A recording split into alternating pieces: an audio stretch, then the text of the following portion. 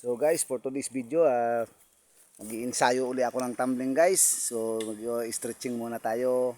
Unat-unat ng buto para makaya. So backlip lang ang gagawin ko dito guys, tsaka yung sabi doon ay papalid. Try ko munang mag-backlip uli guys. Sumasakit na kasi likod ko, hindi tulad ng dati na wala pang nararamdaman. Pero kailangan ko mag-practice pa rin guys para ma-stretch ang mga buto. So yan. Yan. Nahirapan akong makabagsak ng tayo. So ayan, magpapapalid kung tawagin. Backlip na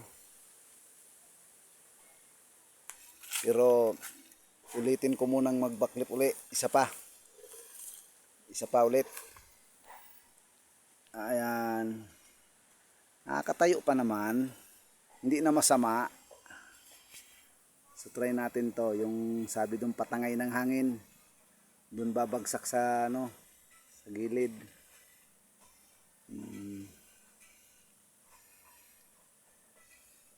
Ayan.